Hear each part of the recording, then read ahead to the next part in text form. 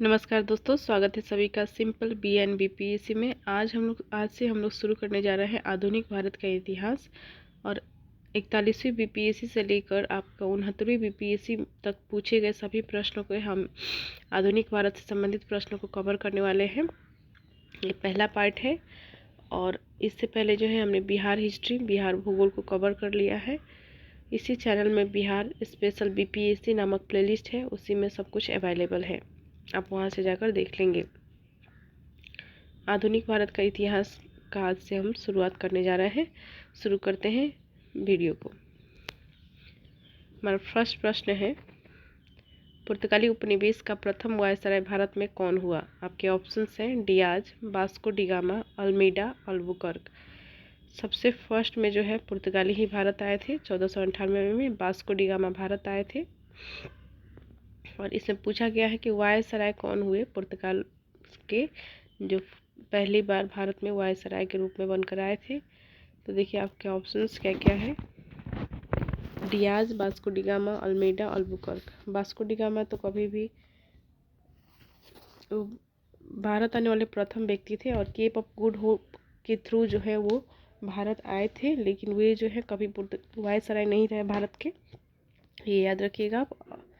और यहाँ पे अल्मीडा जो दिया गया है ये प्रथम वायसराय थे। और अल्बुकर्क फ्रांसिस्को डी अल्मीडा और अल्फांसो डी अल्बुकर्क और नोनो द कुन्हा करके 3 वायसराय थे, शक्तिशाली वायसराय थे ये सभी, जो कि पुर्तगाली उपनिवेश को स्थापित करने में इनकी बहुत बड़ी योगदान रही थी।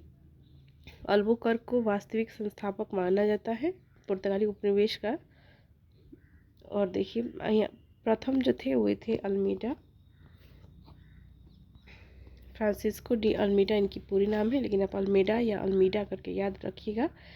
करेक्ट आंसर हो जाएगा आपका option A, option C. Almeida जो थे इन्होंने ही, ये जो है प्रथम वायसराय थे भारत में पुर्तगाली उपनिवेश का। अगला प्रश्न देखते हैं, बंगाल की खाड़ी में समुद्री डकैती हेतु हुगली का उपयोग कौन करता था? आपके ऑप्शन है डच, फ्रांसीसी, पुर्तगाली, अंग्रेज। उपरोक्त में से कोई नहीं, उपरोक्त में से एक से अधिक। 65वीं BPSC 2019 में पूछा गया प्रश्न है ये। बंगाल की खाड़ी में जो है हुगली नामक एक स्थान थी, हुगली बहुत ही फेमस थी उस समय। और यही इसी को जो है इसे कौन इस्तेमाल करता था ये पूछा गया है आपसे।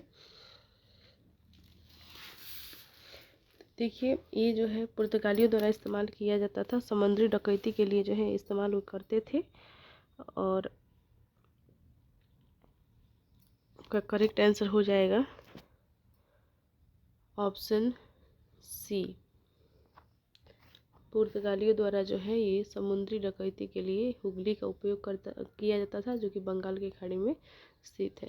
अगला प्रश्न देखते हैं, निम्नलिखित अंग्रेजों में किसे जहांगीर ने खान की उपाधि से सम्मानित किया था? आपके ऑप्शन है Hawkins, sir Thomas Roe, Edward Terry. उपरोक्त में से कोई नहीं। हॉकिंस ईस्ट इंडिया कंपनी में 1608 में आया था और वे जो है अप्रैल 1608 में मुगल सम्राट जहांगीर से उसने भेंट की थी। और यह जो है एक ईस्ट इंडिया कंपनी का कर्मचारी एवं व्यापारी था। जेम्स प्रथम ने, जो कि यूरोप के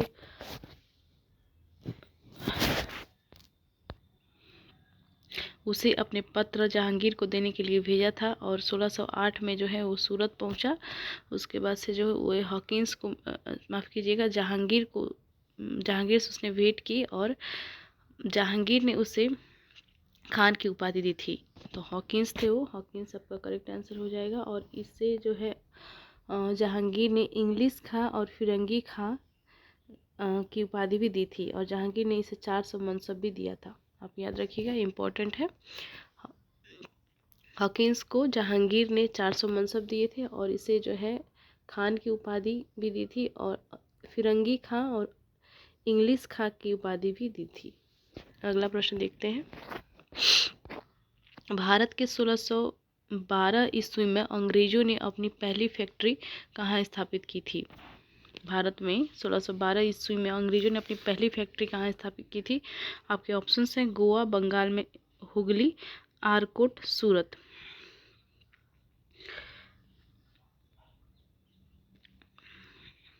देखिए 1612 ईस्वी में जो है सूरत में स्थापना हुई थी। ये पहली फैक्ट्री थी अंग्रेजों की जो कि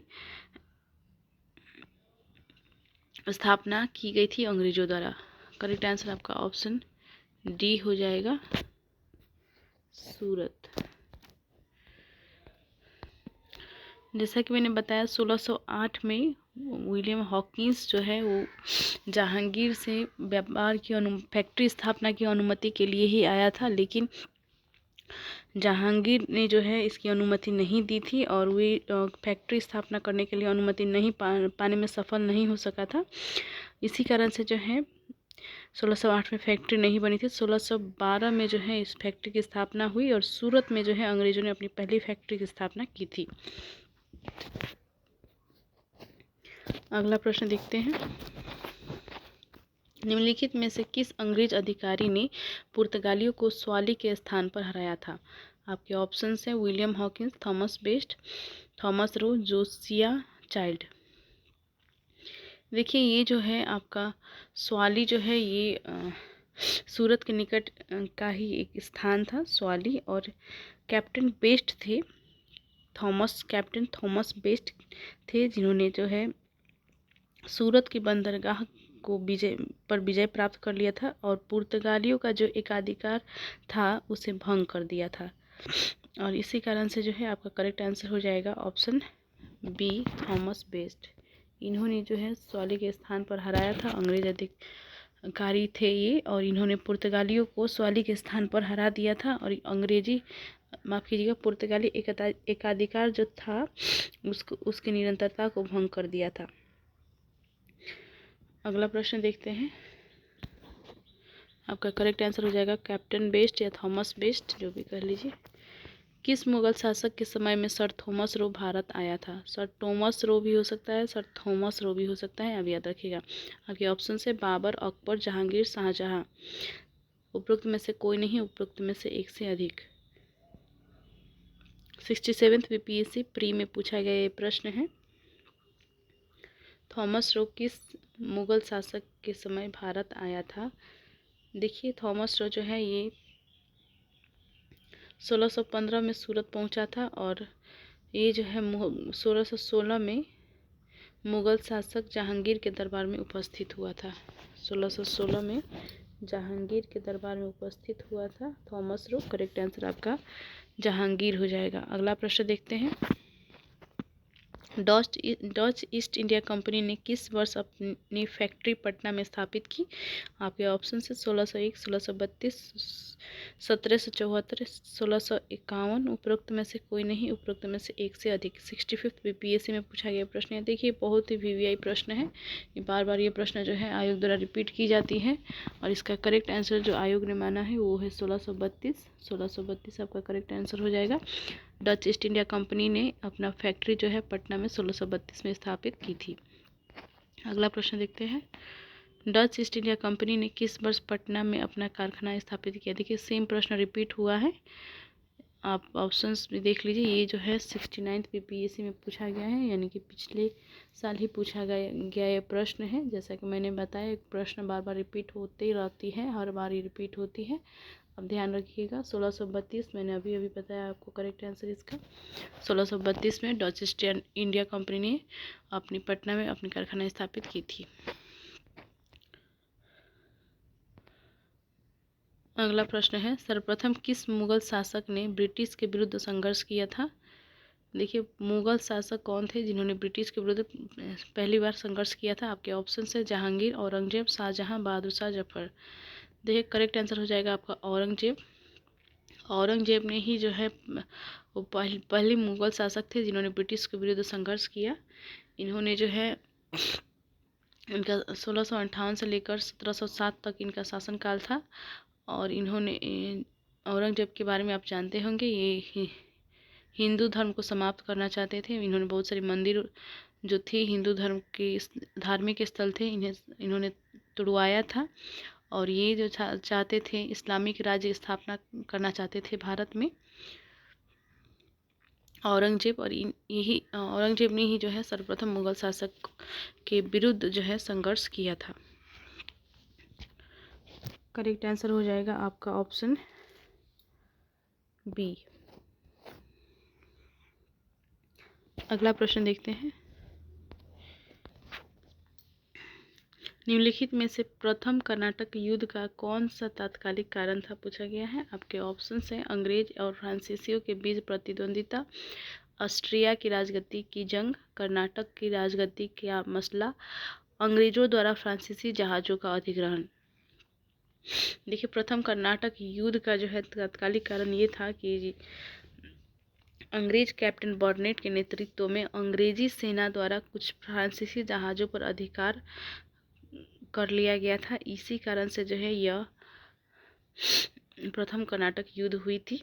1746-48 में ये जो है 1746 में युद्ध प्रारंभ हो गया था। इसी कारण से जो है आपका करेक्ट आंसर हो जाएगा ऑप्शन डी, अंग्रेजों द्वारा फ्रांसीसी जहाज़ों का अधिग्रहण। अगला प्रश्न देखते हैं। 1760 का प्रसिद्ध वांडीवास का युद्ध अंग्रेजों द्वारा किसके खिलाफ लड़ा गया? फ्रांसीसी, स्पेन, मैसूर, कर्नाटक। उपरोक्त में से कोई नहीं, उपरोक्त में से एक से अधिक। 1760 में वांडीवास का युद्ध हुआ था। आप याद रखें कि डेट भी कभी कभी पूछ लिया जाता है। वांडीवास का युद्ध कब हुआ था और किनके बीच हुआ था, ऐसे करके प्रश्न आते हैं। देखिए, इसमें भी वही पूछा गया है, अंग्रेजों और फ्रांसीसियों के बीच में जो है ये युद्ध लड़ा गया था 1760 ईस्वी में। तो आपका करेक्ट आंसर हो जाएगा फ्रांसीसी।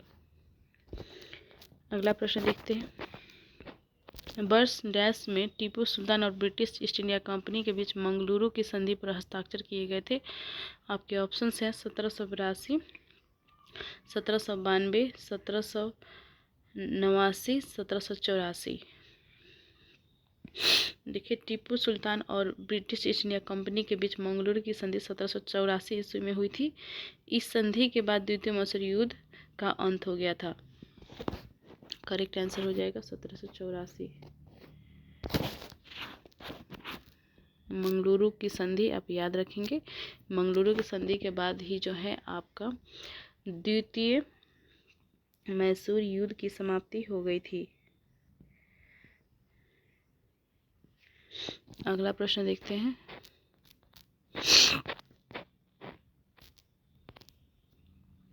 माफ़ कीजिएगा, मेरी तबीयत थोड़ी ठीक नहीं है, इसलिए आवाज़ जो है आपको बदला हुआ थोड़ा लग रहा होगा। अगला प्रश्न देखते हैं। उस क्षेत्र की पहचान करें जहां से यूरोप वासियों को सर्वप्रथम सोरा और अफीम प्राप्त होता था। आपके ऑप्शंस हैं बिहार, गुजरात, बंगाल, मद्रास। देखिए, बिहार से ही जो है अधिक सोरा और अफीम प्राप्त होते थे यूरोप वासियों को। तो करेक्ट आंसर आपका हो जाएगा Bihar. Option A correct answer है। अगला प्रश्न देखते हैं। अंग्रेजी शासनकाल में भारत का कौन सा क्षेत्र अफीम उत्पादन हेतु प्रसिद्ध था? लगभग सेम ही प्रश्न है, घुमा के पूछा गया है। आपके ऑप्शन है बिहार, दक्षिण भारत, गुजरात, असम। देखिए, इसका भी आपका करेक्ट आंसर हो जाएगा ऑप्शन ए, बिहार से ही जो है बहुत मात्रा में अफीम और सोरा का उत्पादन होता था और अंग्रेजों को जो है यूरोप वासियों को इसे ये प्राप्त करते थे बिहार से। इलाहाबाद की संधि के बाद रॉबर्ट क्लाइव ने मुर्शिदाबाद का उपदीवान किसे बनाया था? आपके ऑप्शन है मोहम्मद रजा खान, सिताब राय, राय दुर्लभ, सैयद गुलाम हुसैन।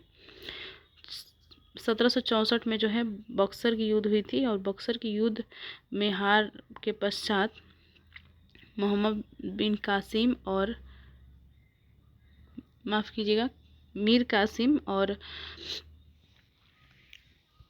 आपका अवध के नवाब थे और शाह आलम द्वितीय, ये तीनों ने जो है अंग्रेज़ों के खिलाफ युद्ध लड़ा था बक्सर के युद्ध में, लेकिन युद्ध में हार गए थे और शाह आलम द्वितीय जो है उनके साथ संधि किया रॉबर्ट क्लाइव ने और इलाहाबाद की संधि 1765 में हुई। 12 अगस्त 1765 को इस संधि हुआ और इस संधि में जो है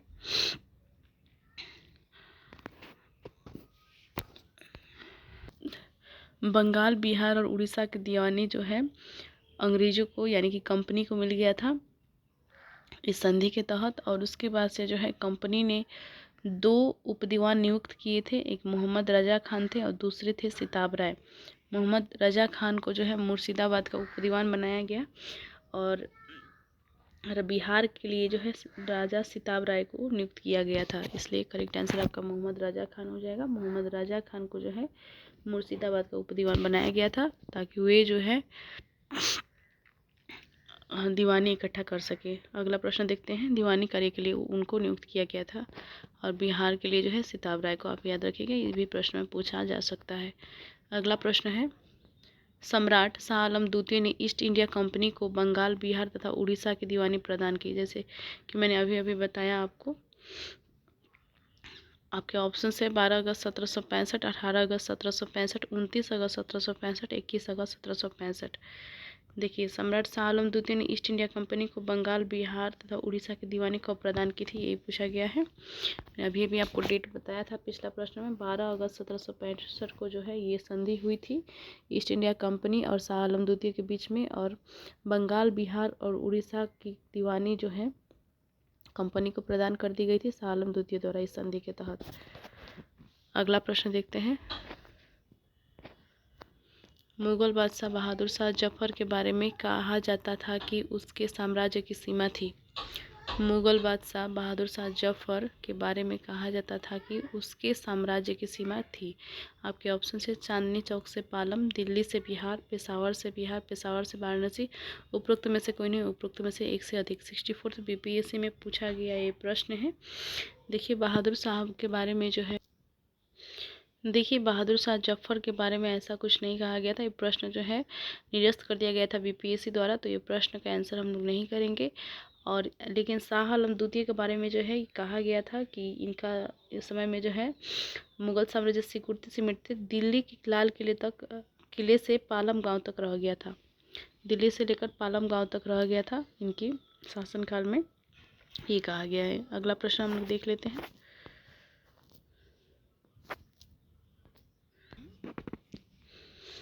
रणजीत सिंह ने सुप्रसिद्ध कोहिनूर हीरा प्राप्त किया था। आपके ऑप्शन से रणजीत सिंह ने सुप्रसिद्ध कोहिनूर हीरा किससे प्राप्त किया था, ये पूछा गया। शाह शुजा से, जामा शाह से, दोस्त मोहम्मद से, शेर अली से। देखिए, अहमद शाह अब्दाली के जो है पौत्र थे शाह शुजा, और अहमद शाह अब्दाली की मृत्यु के पश्चात जो है शाह शुजा ने गद्दी संभाली थी, लेकिन इनके भाई थे, इनके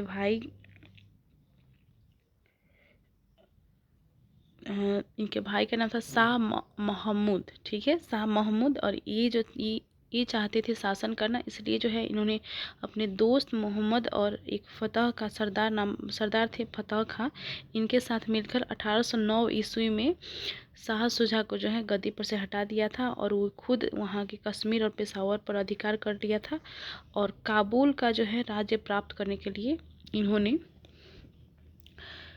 रणजीत सिंह को सुप्रसिद्ध कोहिनूर हीरा दे दिया था। इसलिए जो है आपका करेक्ट आंसर हो जाएगा शाह शुजा। इसमें मोहम्मद शाह नहीं दिया गया है, शाह शुजा ही करेक्ट आंसर होगा। अगला प्रश्न देखते हैं। टीपू सुल्तान ने अपनी राजधानी बनाई। आपके ऑप्शन है श्रीरंगपट्टनम में, मैसूर में, बंगलौर में, कोयम्बटूर में। देखिए, टीपू सुल्तान ने जो है श्रीरंगपट्टनम को अपनी राजधानी बनाया था। करेक्ट आंसर हो जाएगा आपका ऑप्शन ए, श्रीरंगपट्टनम में। अगला प्रश्न देखते हैं। अंग्रेजों ने श्रीरंगपट्टनम की संधि किसके साथ की थी? आपके ऑप्शन हैं हैदर अली, डुप्ले, टीपू सुल्तान, नंदराज। देखिए, तृतीय आंग्ल मैसूर युद्ध जो 1790 से 92 ईस्वी तक चली थी, श्रीरंगपट्टनम की संधि द्वारा हुआ था, और इस संधि में अंग्रेजों की ओर से कार्नवालिस तथा मैसूर से टीपू सुल्तान शामिल थे। करेक्ट आंसर आपका हो जाएगा टीपू सुल्तान। श्रीरंगपट्टनम की संधि जो है अंग्रेजों ने टीपू सुल्तान के साथ की थी। अगला प्रश्न देखते हैं। ठगों का उन्मूलन किसके नेतृत्व में हुआ था? आपके ऑप्शन है Robert Clive, captain Sleeman, Lord Minto, Alexander Burns. उपरोक्त में से कोई नहीं, उपरोक्त में से एक से अधिक। 64 बीपीएससी में पूछा गया यह प्रश्न है।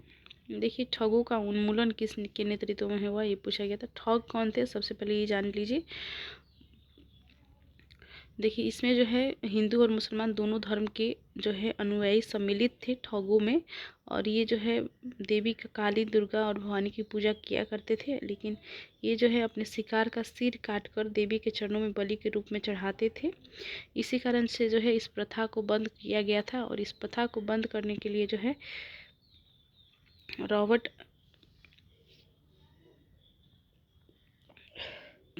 माफ कीजिएगा विलियम बेंटिक ने जो है कैप्टन स्लीमैन का नेतृत्व नियुक्त किया था। लॉर्ड विलियम बेंटिक ने कैप्टन स्लीमैन को जो है नियुक्त किया था इस ठगों को उन्मूलन करने के लिए। और इस कैप्टन स्लीमैन ने जो है ये 1500 ठगों को बंदी बना लिया था और इन्हें फांसी दे दी थी। और इसके बाद जो है 1837 में ठगों का अंत हो गया था। करेक्ट आंसर हो जाएगा आपका कैप्टन स्लीमैन। आप याद रखिएगा, ठगों का उन्मूलन जो है कैप्टन स्लीमैन ने किया था। अगला प्रश्न देखते हैं।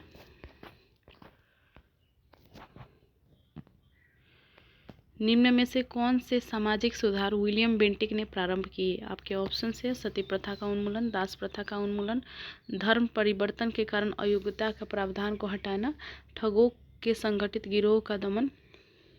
देखिए कूट में आपको बताना है, आप स्क्रीन पर देख पा रहे हैं कौन सा करेक्ट आंसर है, आप बता दीजिए। आप जो है कमेंट करते जाएंगे आंसर को। देखिए निम्न में से कौन से सामाजिक सुधार विलियम बेंटिक ने प्रारंभ किए थे, ये आपको बताना है। ऑप्शंस मैंने बता दिए आपको।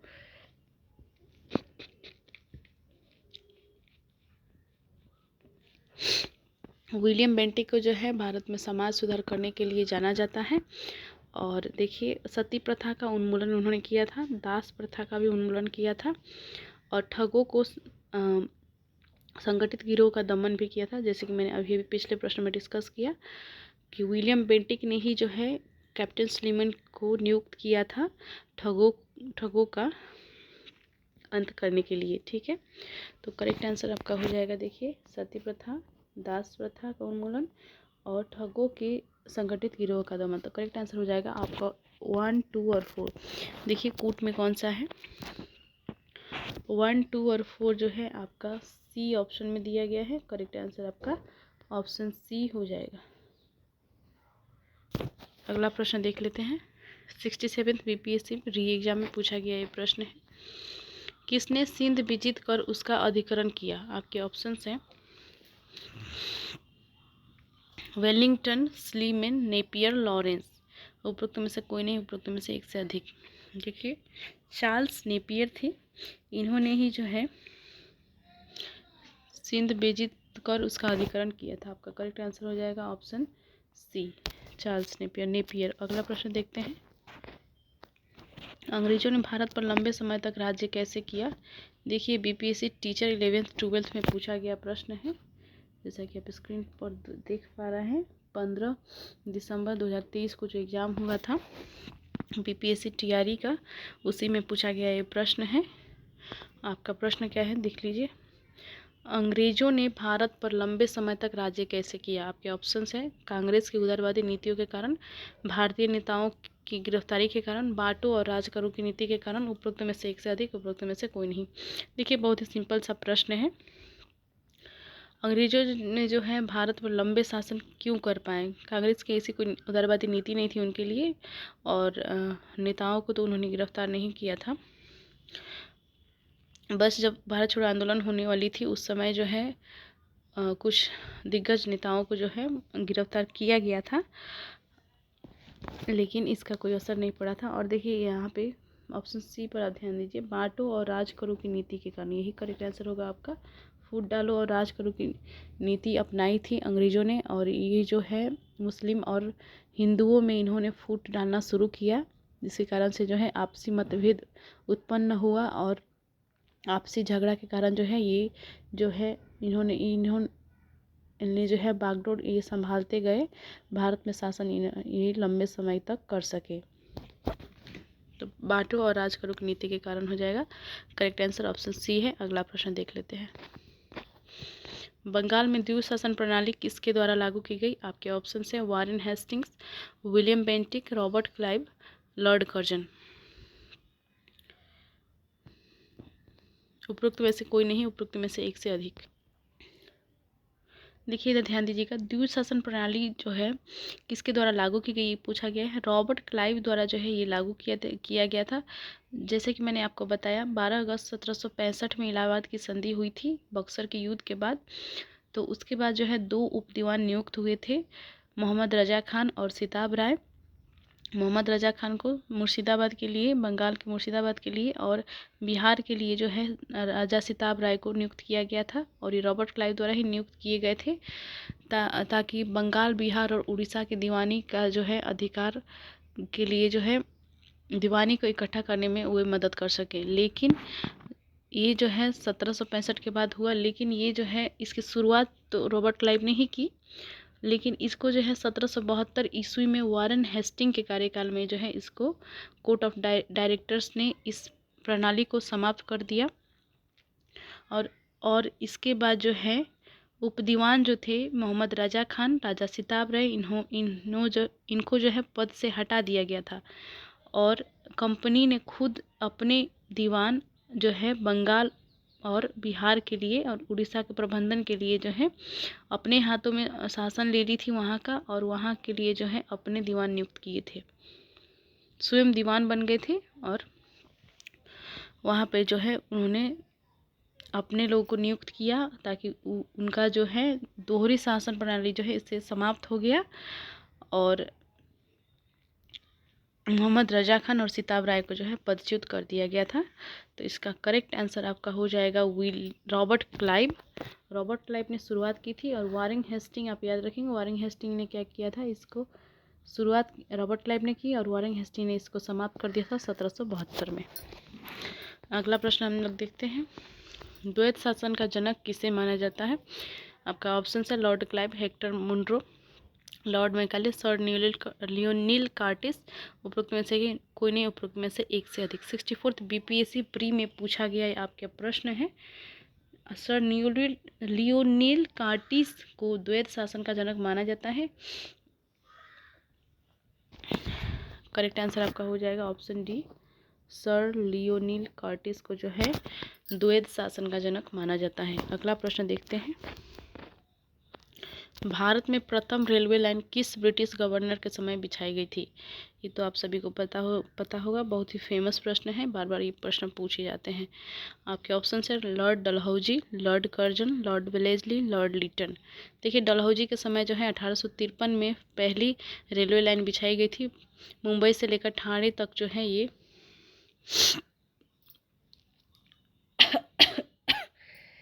माफ़ कीजिएगा,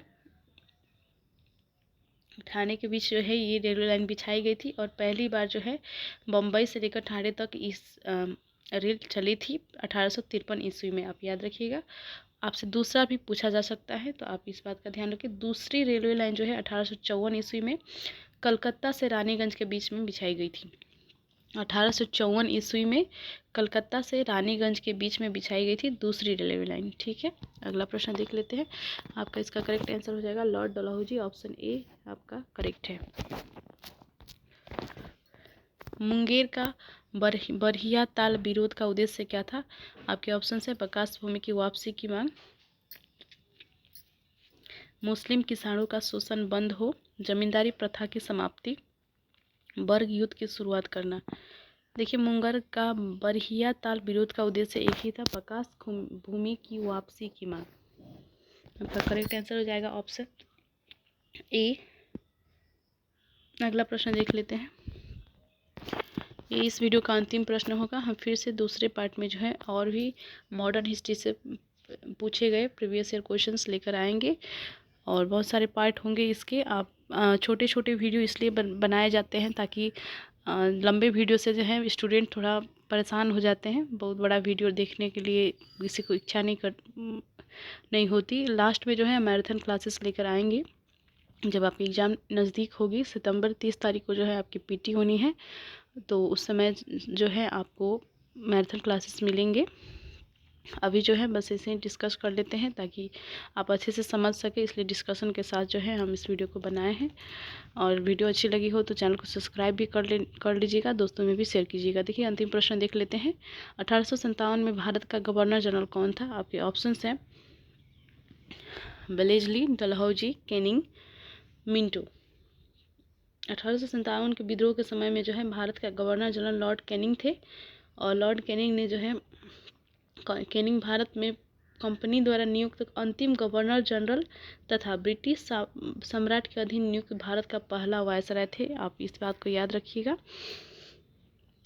भारत में कंपनी द्वारा नियुक्त ये अंतिम गवर्नर जनरल थे, यानी कि गवर्नर जनरल को पद को जो है समाप्त कर दिया गया था और वायसराय का पद जो है नया पद इसको लाया गया था उस समय। आप इस बात को याद रखिएगा। और लॉर्ड कैनिंग ही थे और इन्होंने ही जो है 1857 के विद्रोह के समय भारत का गवर्नर जनरल थे और इन्होंने ही 1857 के क्रांति के समय ये गवर्नर जनरल रहे थे। ठीक है, बहुत बहुत धन्यवाद।